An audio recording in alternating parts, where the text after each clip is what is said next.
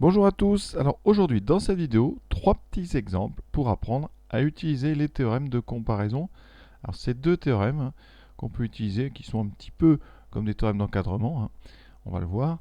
Et donc ici, le point de départ à chaque fois, ça va être de trouver une inégalité. Alors il va falloir trouver le bon sens de cette inégalité parce que vous avez deux possibilités. Quand f de x est supérieur ou égal à g de x, il y a deux cas. Premier cas, c'est si g de x tend vers plus l'infini. Alors, vous avez une fonction f de x ici, une expression f de x qui est plus grande que g de x, et comme g de x va vers plus l'infini, intuitivement, on comprend bien que f de x étant plus grand va tendre encore plus vite, en tout cas de la même façon que g de x vers plus l'infini.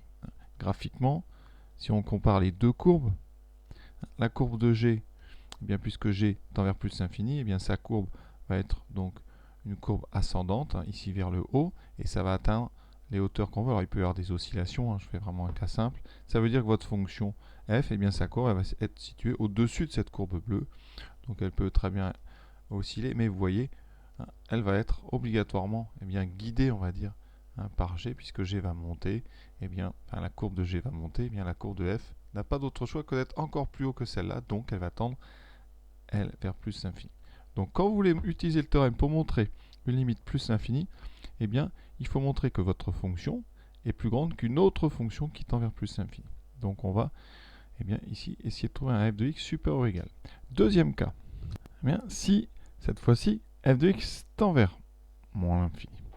Là c'est important, ça veut dire qu'on va l'écrire plutôt dans l'autre sens. On aura tout simplement g de x qui est plus petit qu'une fonction f qui elle tend vers moins l'infini.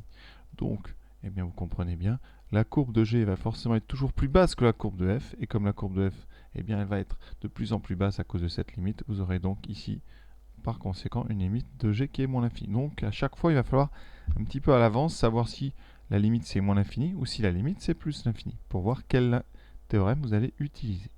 Alors, on commence par x plus 3 sinus x en plus l'infini. Alors là, vous voyez, ça c'est pas compliqué. Déjà, intuitivement, qu'est-ce qui va se passer? Alors, x, ça tend vers plus l'infini. 3 sinus x, vous voyez, on sait que c'est entre moins 1 et 1 sinus, donc ça va être quelque chose de borné, entre moins 3 et 3. Donc la limite, c'est plus l'infini.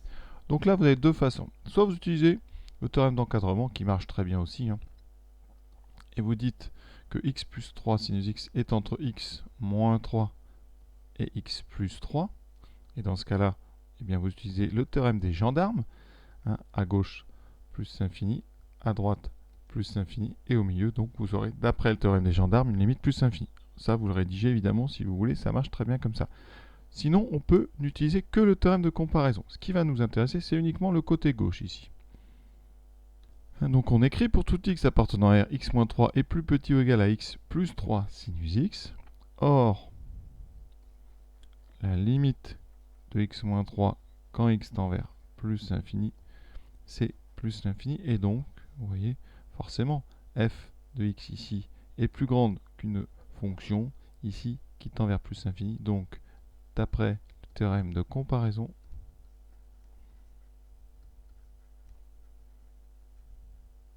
vous pouvez en déduire que la limite donc de x plus 3 sinus x, quand x tend vers plus l'infini, c'est plus l'infini. Voilà. Alors ça n'apporte pour l'instant pas un avantage décisif par rapport au théorème d'encadrement, mais parfois il faut savoir qu'on n'a pas toujours la possibilité d'encadrer. On peut parfois n'avoir qu'un côté, et donc ça permet de conclure dans ces cas-là, et ça limite aussi le travail parfois quand on a des encadrements qui sont très compliqués à faire. Voilà, donc seule chose vraiment quand vous utilisez ces théorèmes, c'est bien de savoir à l'avance si vous avez besoin de trouver quelque chose qui est plus petit que votre fonction, comme ici, ou si vous avez besoin de trouver quelque chose qui est plus grand. Ça dépend vraiment de la limite que vous voulez donner.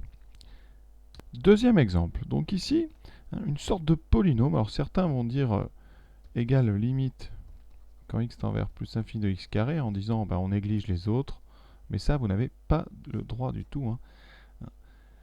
C'est un théorème qui n'existe pas parce que tout simplement votre sinus et votre cosinus ici n'ont pas de limite. Donc vous ne pouvez pas utiliser le théorème comme ça avec les sinus et les cosinus.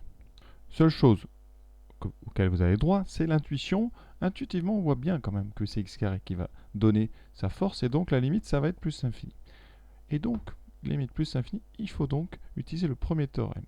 C'est-à-dire que votre fonction f, il va falloir trouver qu'elle est plus grande qu'une autre fonction, et que cette fonction tend vers plus l'infini. Alors là, c'est simple, cette fonction, ça va être x carré moins x. Et donc, il faut se débarrasser du 3 sinus x moins 4 cosinus x, tout simplement. Eh bien, qu'est-ce qu'on sait? On sait que sinus x, il est comment? Il est plus petit que 1 et plus grand que moins 1. D'accord? Donc, si vous avez 3 sinus x, c'est entre 3 et moins 3. De même, 4 cosinus x est entre 4 et moins 4. Alors là, je vais quand même m'occuper de ça là parce que vous avez un moins ici, donc on va aller doucement. Vous avez à encadrer 3 sinus moins 4 cos. Donc vous n'avez pas le droit de faire des soustractions d'encadrement, ça n'existe pas. On ne peut qu'ajouter des encadrements. Donc ici, il faut que je multiplie donc le deuxième par moins 1. Si on multiplie un encadrement par moins 1, eh bien, tout change de sens. C'est-à-dire que moins 4 se retrouve ici. Alors ça, c'est ce moins 4, c'est lui. D'accord? Ensuite, ici, vous avez moins 4 cosinus x et entre 4. Alors les bornes, vous n'avez pas l'impression qu'elles ont changé, mais ici, le 4 est devenu moins 4 et le moins 4 est devenu 4. Ça, c'est assez subtil. Et maintenant, eh bien, vous pouvez ajouter donc cet encadrement et cet encadrement. On a toujours le droit. Ça fait donc 3 sinus x moins 4 cosinus x entre 7 et moins 7. On aurait pu d'ailleurs le dire beaucoup plus vite que ça, mais je voulais vous expliquer un petit peu comment on faisait. Alors, ça veut dire que 3 sinus x moins 4 cosinus x, eh bien, vous voyez, est plus grand que moins 7. On rajoute x carré moins x. Donc x carré moins x plus 3 sinus x moins 4 cosinus x est donc plus grand que x carré moins x moins 7. Et là, on a terminé parce que, eh bien ici, ça c'est valable quel que soit x.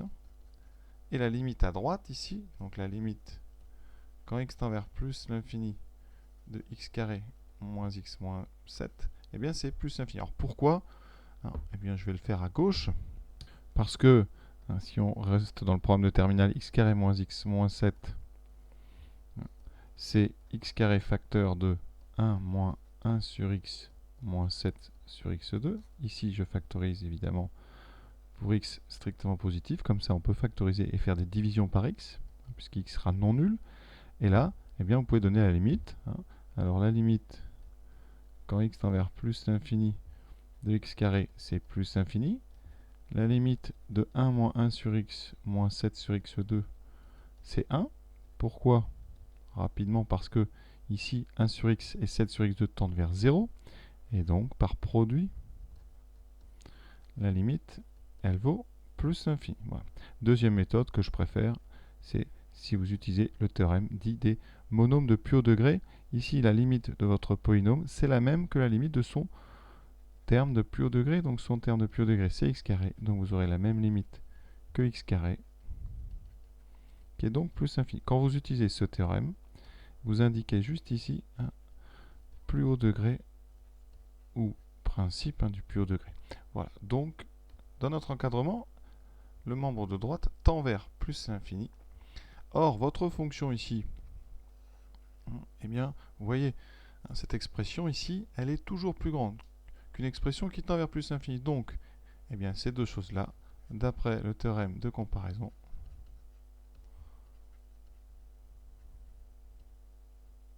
bien, la limite donc de toute votre expression, alors x carré moins x plus 3 sinus x, etc. Je n'ai pas trop de place ici, en plus l'infini, eh bien ça sera la même, ça sera plus l'infini. Voilà, alors, seul avantage pour l'instant par rapport aux encadrements, on n'a qu'un côté à utiliser, donc une limite à donner. Voilà. Mais sachez que parfois, ce théorème est vraiment très important et on ne peut pas s'en passer par rapport au terme d'encadrement. Donc maintenant, eh bien, on va faire le troisième. Cette fois-ci, j'ai choisi une limite en moins l'infini. Voilà. Alors intuitivement, déjà, qu'est-ce qui va se passer? Alors en haut, 3x³ va être vraiment très très fort par rapport à cos x, donc on va faire comme s'il y avait 3x³ en haut et en dessous 3x carré. Ça veut dire que ça va se comporter comme du 3x3 sur x2. Ça c'est intuitif, il n'y a pas de théorème qui permet de faire ça, mais ça nous donnera une idée. 3x3 sur x2, c'est 3x, et donc la limite, ça sera moins l'infini. Donc là, c'est le deuxième théorème qu'on va utiliser, c'est-à-dire ici, vous avez f de x plus petit que g de x, et bien si la limite de g c'est moins l'infini, comme f est plus petit encore, et bien elle aussi va avoir forcément une limite moins l'infini. Donc il faut trouver une fonction donc g de x qui est plus grande que f de x. Donc ici il va falloir travailler avec un inférieur, donc moins cosinus x, on va devoir trouver si c'est inférieur à quelque chose. Alors ce qu'on sait d'abord c'est que cos x est entre moins 1 et 1. On va multiplier par moins 1. Donc moins cos x est entre quoi et quoi? Alors ça c'est assez plutôt intuitif que du calcul, mais moins cos x sera aussi entre moins 1 et 1. D'accord? Parce que, comme pour le premier exemple, ici quand on multiplie par moins 1, le moins ici, eh bien, il y a inversion des bornes, mais comme le moins 1 se retrouve avec moins 1 va se transformer en plus 1, vous avez l'impression que les bornes n'ont pas changé. Mais en fait, il y a vraiment eu une inversion. Ici, on rajoute 3x3 moins cos x, et donc c'est inférieur ou égal à donc 3x3 moins 1 et 3x3 plus 1. Et maintenant, eh bien, on a besoin de diviser par x2. Donc ici, comme x2 est strictement positif, parce que x est différent de 0, ça, on prend x différent de 0 parce qu'on cherche la limite en moins l'infini. Donc ici, on peut diviser directement, ça ne pose pas de problème. Et donc, on a quoi? Eh bien, votre fonction ici, qui est quoi? Qui est plus petite que celle-là. Ce qui va nous intéresser, nous, c'est uniquement le côté droit, c'est-à-dire cette partie-là de l'encadrement. Donc, on a démontré, je rappelle, que pour tout x différent de 0, 3x3 moins cos x sur x2 était plus petit que 3x3 plus 1 sur x2. Alors maintenant, on va essayer de trouver la limite à droite. Alors, qu'est-ce qui se passe? Donc, si on respecte le problème de terminal, on va factoriser en haut. On a 3x3 plus 1 sur x2. En haut, on factorise par x3. Ce qui donne 3 plus 1 sur x3. Sur x2, on simplifie ici. Devant la parenthèse, il reste x fois 3 plus 1 sur x3. Maintenant, les limites. Alors, quand x tend vers moins l'infini, la parenthèse, eh bien, vous avez du 1 sur x3 qui tend vers 0. Ici, un 3 qui tend vers 3, donc on a 3. Ensuite, devant la parenthèse, vous avez ce x qui traîne, donc sa limite, c'est moins l'infini. Et donc, par produit, la limite, quand x tend vers moins l'infini, de 3x3 plus 1 sur x2, c'est donc moins l'infini. Autre façon de faire avec le principe donc, des rapports des monômes de plus haut degré. La limite, quand x tend vers moins l'infini d'une fonction rationnelle, c'est la même que celle des rapports des monômes de plus haut degré. Ça veut dire qu'ici, vous aurez la même limite que 3x3 sur x2, c'est-à-dire la même limite que 3x. Et donc, on retrouve moins l'infini. Quand on utilise évidemment ce théorème, on l'indique à cet endroit-là en indiquant un principe du rapport des monômes de plus haut degré. Voilà. On a donc notre encadrement. Ensuite, on a montré que la limite, quand x tend vers moins l'infini du membre de droite, donc 3x3 plus 1 sur x2, on a montré que c'était moins l'infini. Et bien ici, par comparaison, par le théorème de comparaison, et bien la limite donc de 3x3 moins cos x sur x2 quand x tend vers moins l'infini, elle vaut elle aussi moins l'infini. Alors on aurait pu très bien faire par encadrement, vous voyez qu'on gagne un petit peu de temps puisqu'on n'a qu'une limite à calculer. Voilà, alors j'espère que ça vous a plu. On reverra ça certainement quand on aura fait la fonction exponentielle, avec des exemples qui sont peut-être plus proches de ce qui pourrait tomber au bac, même si c'est pas forcément ça qui tombe en général, parce que c'est assez difficile, vous voyez, à manipuler. Donc voilà, écoutez, je vous souhaite une bonne fin de journée, à bientôt.